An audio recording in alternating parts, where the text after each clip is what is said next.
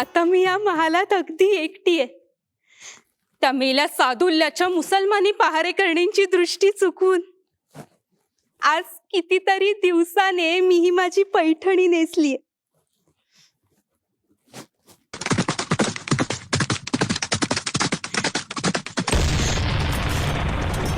पानपती मराठी स्त्रियांवर हल्ला करत रोहिले राक्षस आले आणि त्याच झटापटीत मी आणि माझी आई झुंजत घायाळ होऊन पडलो. मला तशीच घायाळ असता या सादुल्य कानानी पळवून इथे आणले आणि त्या गिलच्यानी मला बळाने मुसलमान करून आजाशी निक्का लावून मला जिवंतपणी पेल्यासारखे केले. तेव्हापासून मी ही अशीच मेलेली जगते आहे. मला मुसलमानीच पेहराव घातला पाहिजे ही त्याची सक्तीची आज्ञा. पण आज 10 वर्षाने मी माझी पैठणी नेसलीये. सुनीते, अगं सुनीते. अगं बाई, ही अम्मा अशी लगबगीने माझ्याकडेच का बरं येत आहे? बिचारी, हिला सुद्धा एका रोहिल्याने पळवलं आणि या सादुल्ल्या खानाकडे दासी म्हणून राबवलं. अम्मा, अगं ये आत.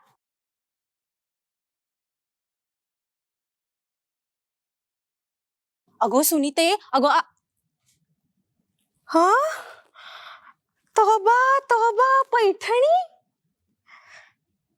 किती दिवसांनी आज ही पैठणी नेसलीस? त्या मेल्या बाडग्या मुसलमानी पेहरावातून निघून आज या आपल्या हिंदू वेशात दिसलीस तू. खरेच अगदी ग्रहणातून सुटलेल्या चंद्रकोरी सारखी मनोहर दिसतीयस. हो, छान आहे ना? हो तर. पण आज जे मी तुला सांगायला आले आहे ते ऐकताच तुझ्या जीवाचेही ग्रहण सुटल्याचा आनंद तुला होईल. अगं, आजवर या फत्तरगडात त्या किल्लेदार सादुल्ला खानानं ही बातमी गुप्त ठेवली होती. पण मराठ्यांचा मार खाऊन पळालेल्या रोहिल्यांच्या झुंडीच्या झुंडी गावोगाव पोचल्याने आज बाजारात जिकडे तिकडे ही बातमी एकदम फुटली. अगं पण हो, या मराठी सैन्यात यशवंतराव म्हणून नवे सरदार आहेत म्हणे. अगं, तुझा तो धनी यशवंत, तो हाच तर नसेल ना? अम्मा, अगं हो, त्यांची पहिली पत्नी ही अशीच पानपती पडली होती. ते अजून तिची छबी हृदयाशी ठेवतात आणि एकांती तिच्याकडे पाहत अश्रू गाळतात. आणि त्या सरदारास तसे एकांतात प्रेमाश्रू गाळीत असता या फत्तरगडच्या बाजारी लोकांनी पाहिले आणि ती बित्तम बातमी तुला येऊन दिली नाही का? अगं, त्यात काय अवघड आहे?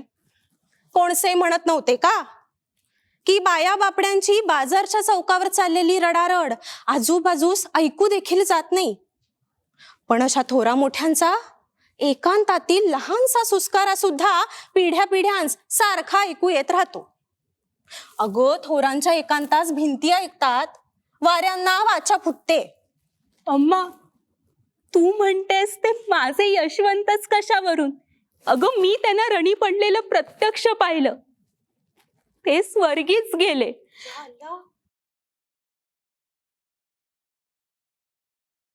अम्मा, आता आपल्याला आपला फारा दिवसांचा डाव जर अंमलात आणायचा असेल ना, तर मोठाच व्यूह रचला पाहिजे बघ.